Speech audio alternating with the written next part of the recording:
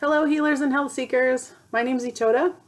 I am healing from multiple chronic illnesses using the medical medium protocols, and I keep saying I'm going to do a video and tell you about my story, and I have not done that yet, so here it is.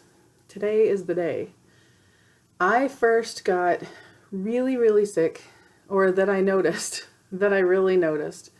I got really sick in October of 2011 when we were house sitting for a friend of a friend, people we didn't know, and their house was loaded with mold. It was under construction at the time. They were doing some renovations, and there was so much mold in their house, and that exposure triggered the start of the decline of my health. Before that, I was functional. I had some sensitivities, but I was functional, and I didn't have anything that really held me back from being in the world. After that mold exposure, where that month, the month that we were there, house sitting, I got sicker than I've ever been in my entire life, and I knew it was the house. I knew it. I could tell because the mold, I was triggering everything, and my sense of duty and obligation kept me in the house anyway, even though I knew it was making me sick. They had animals that I didn't want to leave to languish. They were out of the country, and so I stayed there and just kept being super sick for like a month. And we found a place to rent. So that was when we first moved to Portland. So we found a place to rent in Portland, and when they came back, we were in our new place. And a few months later, in January of 2012, I got a concussion. It was, okay, part of me is like, oh, I don't want to tell you about that because it's a stupid story about how it happened. It was like, I was just walking into a clay studio.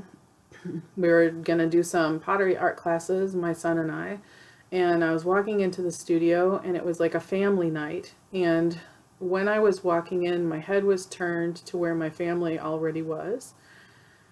And there's like a little half step and then like a little quarter step behind it. It was kind of a dangerous step to begin with.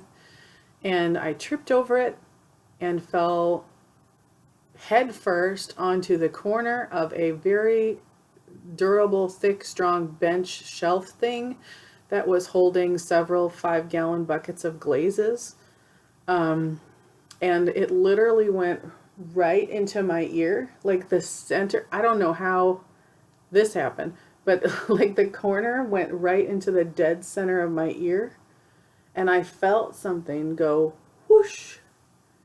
And like, it felt like a balloon inflated in literally the center of my head, like my inner ear. And everything happened in slow motion, and I thought, I knew I was about to pass out, but I looked into the face of my terrified son who had witnessed the whole thing, and I was like, I have to be okay. So I sort of summoned all of my, I don't know, my mom will, and I made myself be okay.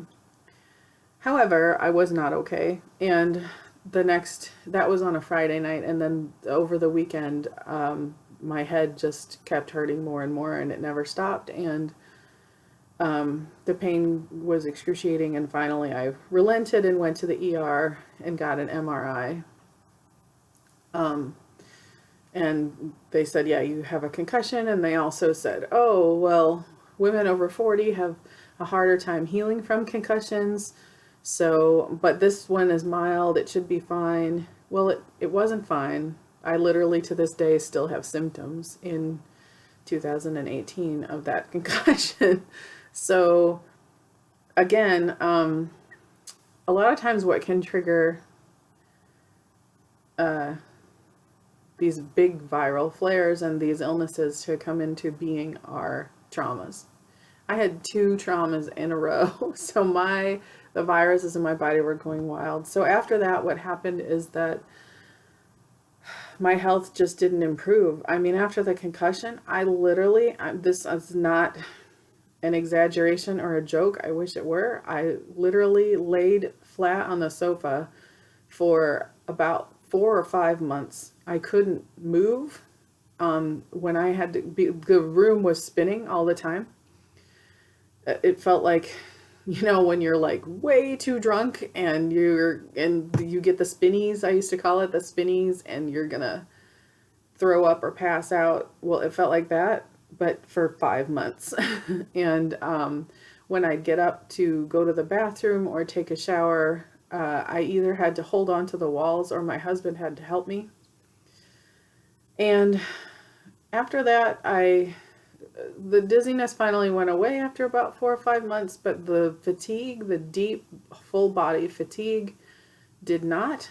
And I just kept hurting and having all of these symptoms like memory loss and severe brain fog and so many things. And I kept going to doctors and trying to figure it out, and I got dismissed right and left. The neurologist told me, "You must be crazy. It's all in your mind." They gave me a prescription to go to see this, a referral to see a psychiatrist.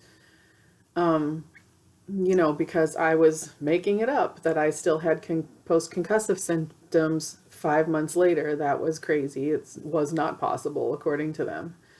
Well, I'm here to tell you it's more than possible. And they were the ones that told me in the first place that women over 40, which I had literally I had just turned 40. They were the ones that said that it's harder to heal from concussions and symptoms can often last longer. So I saw chiropractors and massage therapists, and I did get actually a great amount of relief from massage therapy and craniosacral therapy. They were like the only things that saved me this whole time. However, it was temporary relief. I had to keep going back. Not that I'm complaining, because massage therapy and craniosacral therapy are fantastic, and I'll do them all the time. But I am complaining about how I didn't get better, and I visited every doctor for years. I did research. I read papers and all the scientific research. I read PubMed. I read peer-reviewed journals. I read books. I read everything, trying to figure out what was going on with me. I saw Western medical doctors. I saw naturopaths and chiropractors and acupuncturists. I went to everyone and I saw different naturopaths and different kinds of doctors, and eventually, over time, I ended up with a whole list of diagnoses and no hope for treatment. So I just kept getting more and more diagnoses the more doctors I would go to. I drove to another city to see a geneticist to get the diagnosis of Ehlers-Danlos syndrome. And there's also a cardiologist there. I went all over. I researched, and I went to allergists, and because I was having so many sensitivities, like way more than I had ever in my life. And I was migraines and just so much stuff, like so many symptoms. I couldn't think, I couldn't remember. It was really hard to read all of those medical papers, and every single thing I read, it's like the more I learned, the more complicated all the issues got. And, it would just lead me to like more doctors and more diagnoses, but none of them had any answers when I would ask the question, well, what is the root cause of this? What is causing all of this? Why am I having all of these things? Why has this all suddenly happened? And I knew in my gut it was something to do with that mold exposure and that concussion. I knew that those were the triggers, obviously, because that's when my health tanked. So, but I kept asking them, and they were like, we don't know. You could try these medications that you'll just take forever, but they have all these side effects. And honestly, even with having all of my medications compounded at a compounding pharmacy with only the safest ingredients, I still reacted to all of them except for one. And the one medication I did not react to was low-dose naltrexone, which is said to boost the immune system. And for me, what it did was a lot of people with fibromyalgia, that was one of my diagnoses.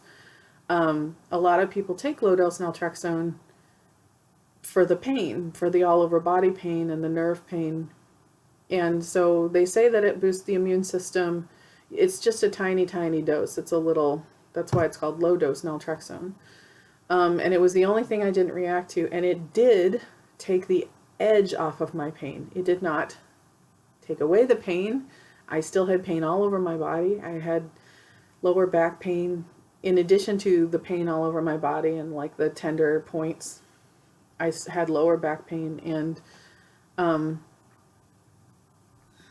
but the naltrexone was the one thing I could take. I could not take any of the medications that they prescribed me for mast cell activation disorder, that were supposed to lessen my histamine responses and lessen my sensitivities to the world. I had to wear, I had like, one of the drugs they gave me, ketotifen, I had like insane rage as a reaction, like violent tendency type, like rage and anger, which was very scary to me. That was one time. I took it one time and I had that reaction and I was like, I am not taking this. I called the pharmacist and I said, what is this? This is how I reacted to this drug. And they were like, I've never heard of that. And so he looked it up and it took him like 15 minutes of us being on the phone and him looking it up. And he finally said, oh, this is a side effect. It is a possible side effect. It's very rare, but it is a possible side effect. And I'm like, welcome to my world. If there is a super rare side effect that a drug will have, it is going to happen to me because I have such crazy sensitivities in my body. Like I was sensitive to everything, LED lights, fluorescent lights, perfumes, petrochemicals, any kind of chemical scent my whole body would flush, I would get itchy, and I sometimes would get short of breath. I would always have reactions to chemicals.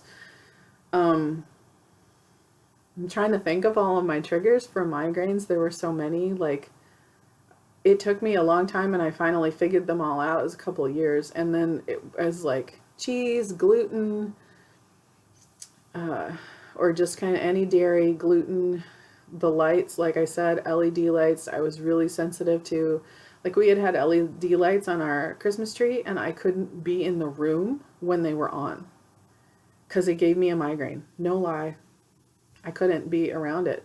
The LED lights on my computer screen, I could only be on my computer like a little bit at first. Eventually I did acclimate to the computer over time, but it was a while. It was a couple of years. It took me a while. But any other LED lights I couldn't handle. And like the flashing fluorescent lights, mold and dust and all these things would trigger migraines. Oh, sugar, like processed sugar. If I ate anything that had processed sugar in it, I would get a migraine. So I slowly figured out all of my triggers for migraines. My mast cell triggers, however, kept getting worse and worse and worse. My histamine responses to things, and I was able to go out into the world less and less. And at the end of about 5 years, after about I think it was 3 or 4 years of this, I was completely homebound. Like I was so afraid to go out into the world because I had to wear a VOG mask to go anywhere. It's a mask with a little filter on it. I should have had it here so I could show you. I had to wear a VOG mask to go anywhere, so just to breathe. I couldn't go to movies anymore in a movie theater because I don't know if you know this, but they actually, I mean, you've noticed how movie theaters have no windows, right? There's no ventilation at all for outside air to come in, just like a mall, which I also still can't go into to this day, but they pump air in to a movie theater, and they actually sent that air. I don't think most people know this, but they do. And I knew it because I could smell the perfume on the breeze whenever the air conditioner or the air system would kick on in a movie theater. And so I couldn't even sit through a whole movie, even with my Vogue mask on, because it's not airtight and air still gets in there. And I could still smell it and I would react. I would have such reactions to everything. So I couldn't go into any big box stores at all. I couldn't, like Costco or Target or any of the other ones, even big grocery stores, any small grocery stores, because I also had like severe chronic fatigue and what's it called? Exercise intolerance. Like, I don't know, the new word for chronic fatigue, I think, is systemic exercise intolerance disorder. Yeah, that's right. That's what it is. It's systemic exercise intolerance disorder. So I couldn't walk anymore, like through even a small grocery store like Natural Grocers, which was my favorite grocery store.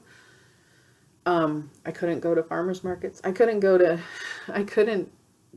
walk. So I'd have to ride the scooter. Eventually I got prescribed a wheelchair, and the next step in my journey was going to be home health. Because I couldn't even like visit my doctor. It was so hard just to even make a visit to the doctor's office, because doctor's offices are also loaded with chemicals, like the industrial cleaning chemicals that they use to clean everything, and the hand sanitizer is like alcohol and chemicals, and I couldn't handle any of it. I get so sick. So I developed severe anxiety. I was so afraid to leave my home. And I also developed severe anxiety because of all of the horrible doctor visits where I got dismissed and not believed, or just passed off to other doctors and just mishandled through a whole horrible system. I did, with perseverance and time, eventually find doctors that were in it to help and heal people, and they were trying their hardest, at least, to work within the system that they were given to, help their patients. And I did find an allergist who believed me and diagnosed me and tried with medications, and then when the medications didn't work and I reacted to all of them, she was like, I don't know what to do. And that, you know what? Even that was amazing, because a doctor saying, I don't know what to do, it's like, okay. I mean, you're only human. You don't know everything, and that's okay. That was okay. It was okay that she didn't know what to do, but it didn't help me. And even the geneticist who diagnosed me with Ehlers-Danlos syndrome, I was so happy to have an answer. I was so happy to have something that like validated my experience. But then I said, okay, great. Now I have the diagnosis. So what do I do? How do I treat this? How do I heal? What's the cause of it? And he said, I don't know. I just give the diagnosis. And I was like, what? It was like the wind out of my sails, because I had worked so hard to get this diagnosis.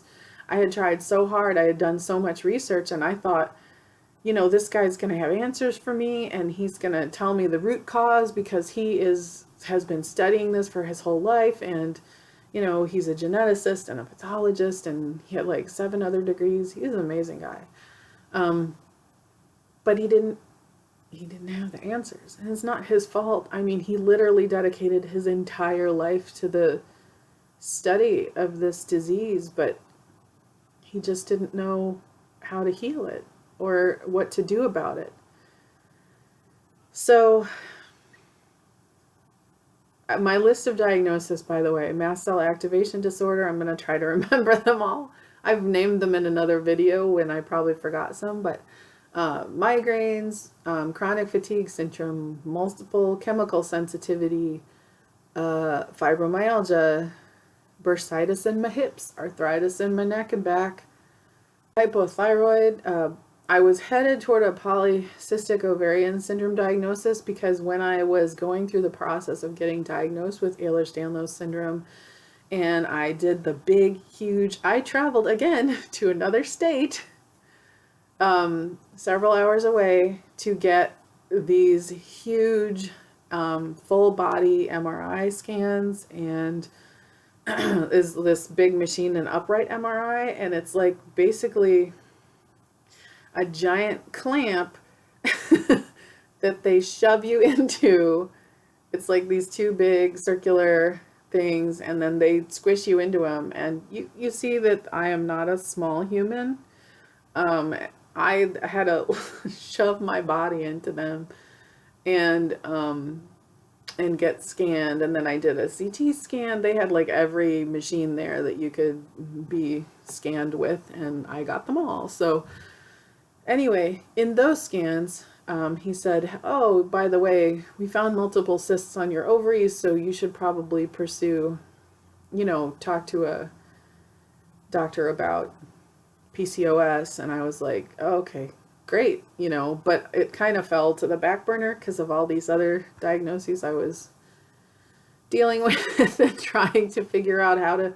I'm like, okay, another diagnosis, that's what I need. And then I developed sleep apnea. So again, after the concussion, I didn't start this journey as a small human, but after the concussion and laying on the sofa for 5 months straight, I actually gained about 70 pounds. And I think between the mold and the concussion, I had already gained weight. And then I did gain more weight after that, but like the biggest, fastest weight gain was actually between the mold and the 5 months after the concussion. And I think I have gained a total, I had gained a total of over or close to 100 pounds, which is, even if you're a waif of a human, that is a lot of weight to gain. And I was not a waif of a human. I've never been small. I have never been, I have been, for me, slender-ish, but still not, like, I think still would be considered overweight by, the scales that people use or whatever. The BMI, whatever, is what I'm thinking of. So I've not, yeah. So to gain 100 pounds on top of that, I mean, you see, I'm still struggling. I'm not struggling anymore, but I'm still working on losing that weight. And that's my liver, and that's another story, but that's like when I found the root cause, basically. So, and I know you're wondering, because I've already been asked this by my friend Rosalind. She's already asked me, I have lost some weight. I have lost some weight since starting Medical Medium. It's a very slow loss, and it's because my liver has been working very hard to heal, and the weight does not start to come off until the liver has enough healing that it can really fully process out the toxins from now and before and on and on and on. So weight loss is going to take a while, and that's okay, because now I understand how it's all working, and it's happened. I mean, I think I've lost about 25 pounds, which is huge, and on somebody tiny would be really huge, but for me it's like, oh, it's a drop in the bucket, but it's still a big deal. So I don't mean to diminish it or anything like that or dismiss it. It's happening. So that is how I got super, super sick and got a page of diagnoses. And, and here's the thing, here's the interesting thing. So while I was seeing one of the naturopaths that I saw, one of the many, not many, but few, she actually did, because naturopaths, like, they kind of know there's these other things going on. So she did test me for Epstein-Barr virus and cytomegalovirus, which I have both. And cytomegalovirus, CMV, it's pretty benign, doesn't really do anything. It's a kind of harmless virus, but Epstein-Barr virus is not harmless. And When it wakes up like a bear waking from hibernation, it starts to roar and wreak havoc in the body, and that is what was happening with me. The thing is that she knew to test for it, but she didn't really know what to do about it. She gave me these homeopathic drops for Epstein-Barr, which had alcohol in them, which just basically they canceled themselves out because the alcohol cancels out what the alcohol feeds the viral load in the body. And so they didn't help me. She had me on supplements, and she had a couple things right. Like she had wanted me to do castor oil packs and stuff like that, but she didn't really have the full picture. So she didn't, like with foods and stuff like that. And here's the other thing. So while my health was tanking and I thought I was eating so clean, I really thought I was, because I had done previous to this, like 7 years or so previous to this, I had already been gluten-free, dairy-free. I was eating like, I had done so many like clean eating diets. I had studied Weston A. Price, and I had done that for a while, but then we went from Weston A. Price to GAPS, which takes out the dairy. And we were eating GAPS, so that's like lots of bone broth, lots of meat, lots of fat. And vegetables too, but the vegetables are a little bit less emphasized than the bone broths and the fat and the meat. But yeah, and no fruit when we did GAPS. And then not until later, and you start to add fruits and stuff. Then from GAPS, I went to like a paleo diet, which is kind of the same, but like less bone broth, but more meat, fat, and vegetables. Still very low on the fruits. And from paleo, I kept getting sicker, so I went to autoimmune paleo, because obviously I was having autoimmune issues because my body was attacking itself, right? Like that's what they tell you. And that's what you start to believe, because that's sort of the pervasive mentality, and that's the direction it goes. So I was eating paleo, which again, still high meat, high fat, a lot of vegetables, no fruit. And the autoimmune paleo, which is taking out nightshades, and I can't remember now. And then I was going to low FODMAP autoimmune paleo. So I was kind of in the process of transitioning to that.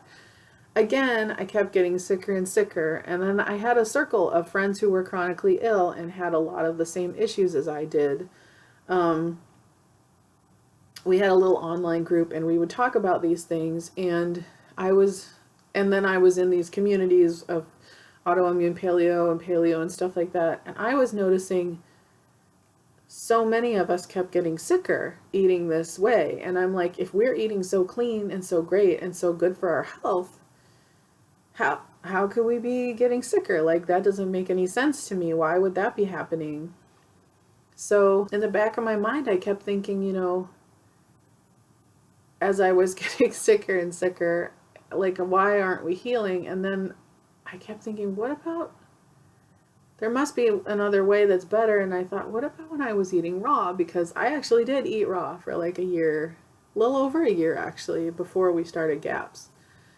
And I started GAPS not for me, but for my son. And it did what it was supposed to do at the time. So I thought, okay, great. Even though it actually wasn't really doing anything for me, I was like, all right, let's do this. And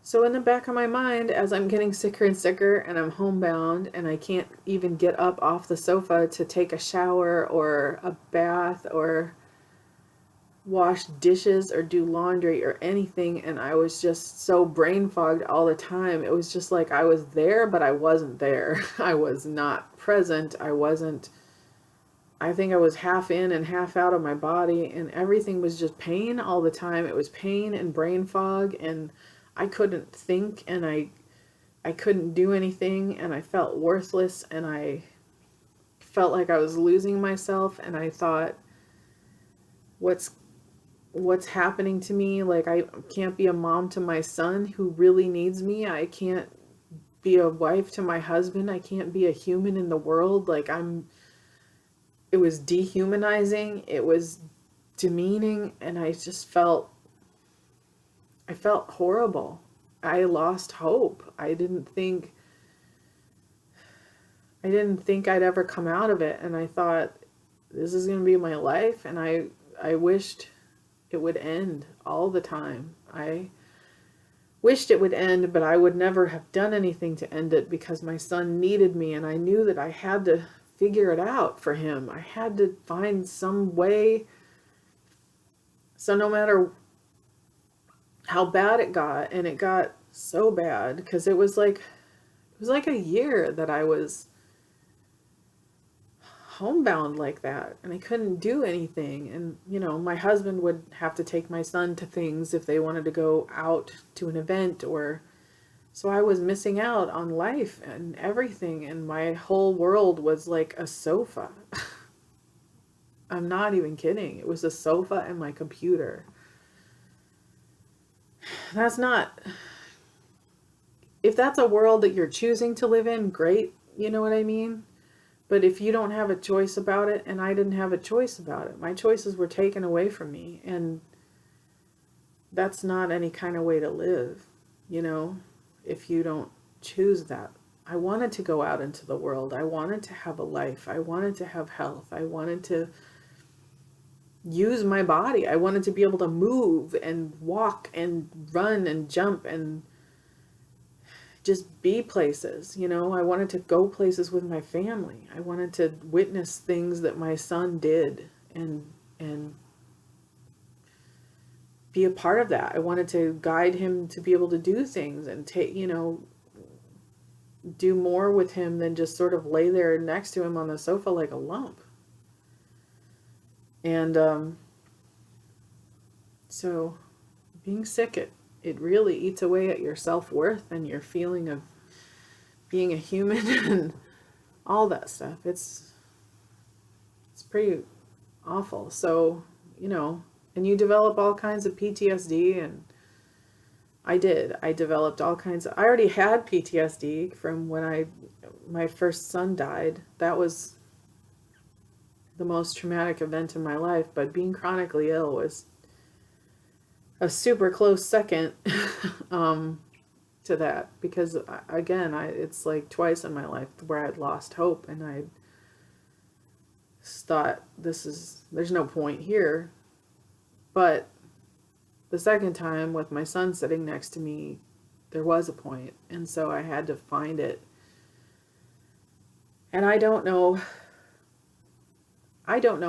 even quite how I found the medical medium books. I mean, one of my other chronically ill friends and I remember talking to her about it, and we were both excited that his book was going to come out, and we wanted to try to get a consult with him.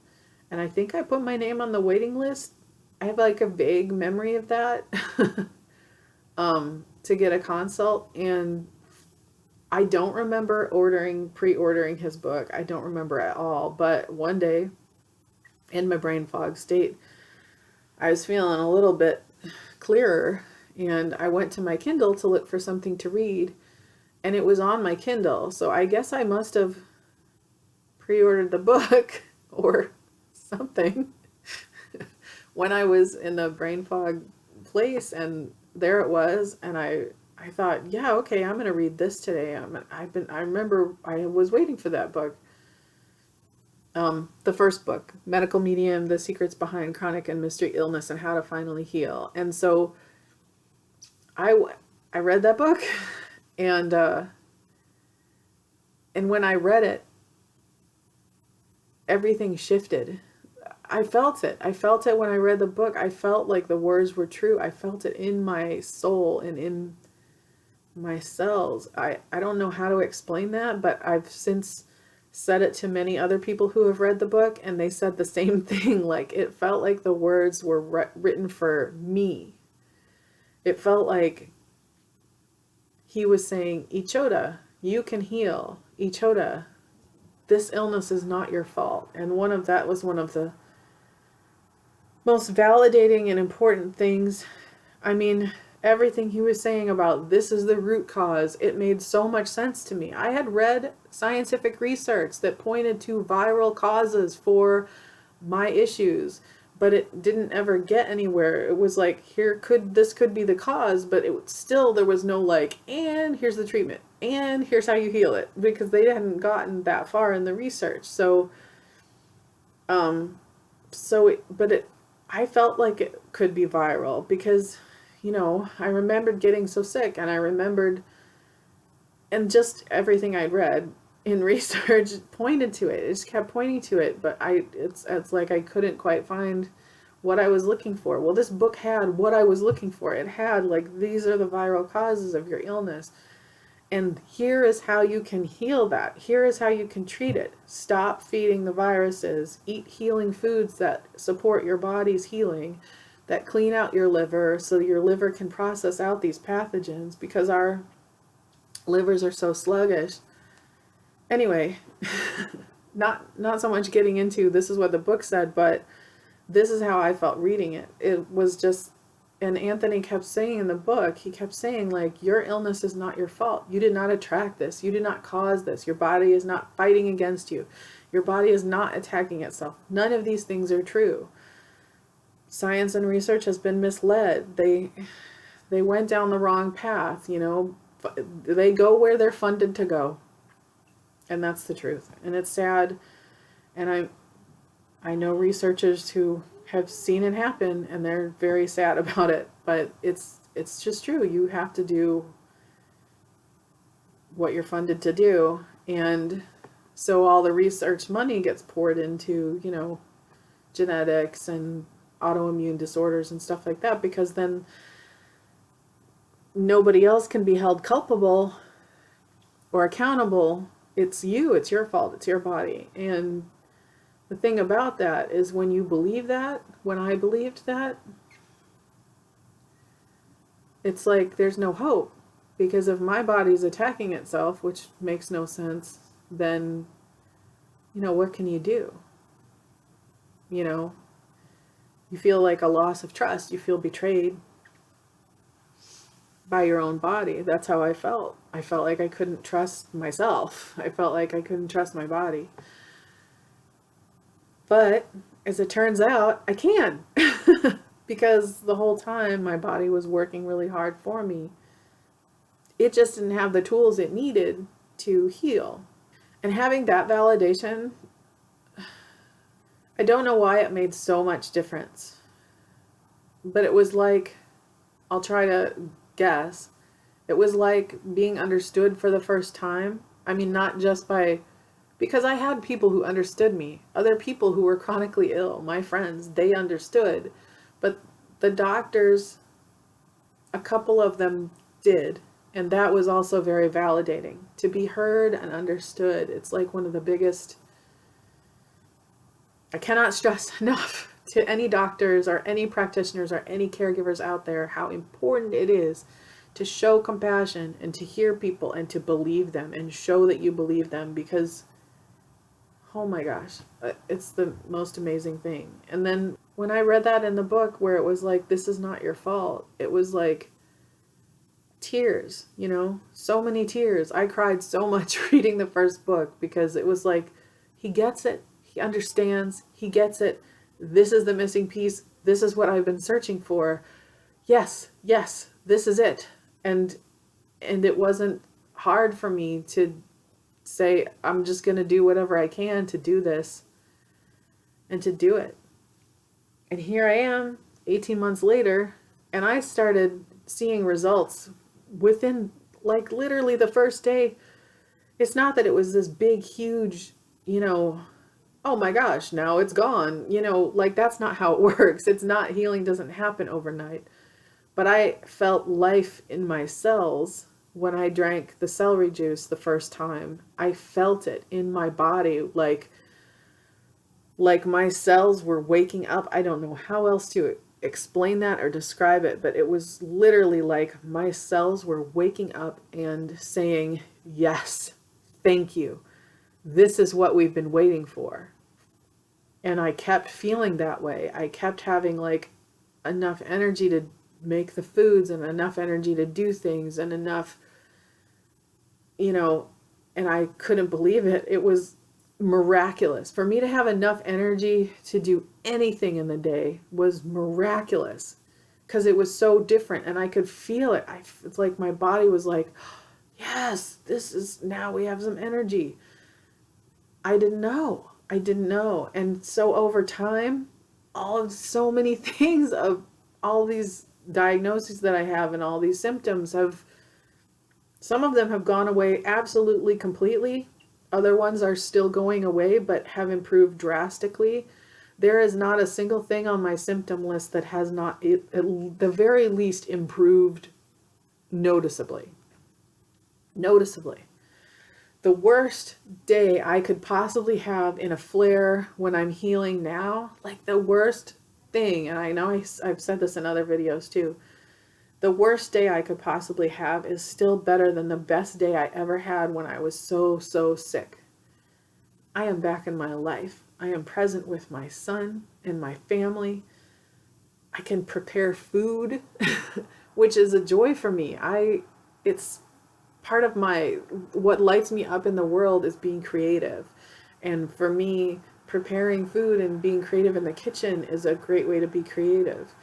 And I love being able to make nourishing foods for my family. And now I know what foods are nourishing. Like I have no uncertainty anymore about like, is this really good for my family? Am I giving my family the best food? You know, I think I am because of the research I read, but I'm not sure. But I know now. Like there's no doubts in my mind anymore. And it's an amazing feeling. It's amazing to be healing. I mean, I can walk through a store. I don't have to ride the motor scooter. I don't need my wheelchair anymore. That's amazing. I can go into Costco with all of those tires and all of those chemicals and I can walk by them. I'm not going to hang out sniffing tires or anything because that stuff's toxic to anybody. Like, I still am not somebody that could like stand in there and work all day around tires, but I can walk through the store and I can go through Costco and I don't fully crash afterwards. That's another thing, is it used to be like if I did go out of my house and do anything, it was so exhausting. I had to push myself and it was so exhausting and I would crash for days afterwards. Even if I rode the scooter in a store, which sometimes I could, well, I don't know. When I was homebound, I really couldn't even do that. But later as I was healing, I was able to go and ride the scooter. It wasn't actually until I was healing that I was even able to go into a store and then ride the scooter through it. Now I don't need the scooter. As time goes on, more and more stuff heals. I'm getting, stronger and stronger. My connective tissue is even getting stronger. It's crazy. Like, I am physically feeling stronger in my body, and that's not even, I'm not exercising or anything. I just, go for walks when I can. And this winter has been, I'm in a place that's different to what I'm used to. It's much colder here. This winter's been really hard on me, so I have not been doing anything, but I'm still getting stronger. It's kind of crazy. And, but in the best way, I'm not complaining. Happy, thank you, more, please. And some days I just can't believe how amazing it's been, all this healing. So I think I've told my story. I think that's it. If I left out any details or you have any questions about anything you want to ask me, please put them in the comments below. I love your questions. I love hearing from you. If you have a healing story to tell, please tell me. I like hearing that too. If you have any questions, please put them in the comments below. I love hearing from you. It is a delight to me to get comments and questions. And thank you if you have watched this whole video. Thank you. It is longer than I usually do, and I may have done it in parts because it's so long. But thank you for watching. I really appreciate it. I wish you the best healing. I love you. Stay curious. You know, don't be afraid to try things that might sound a little out there to you, because you never know what result you might get. If you enjoy this video, please hit the thumbs up button below. Subscribe to my channel if you haven't already, and I will continue to post videos about my healing journey and things that happen along the way, and we'll see my progress together. Thanks for watching. I love you. Goodbye.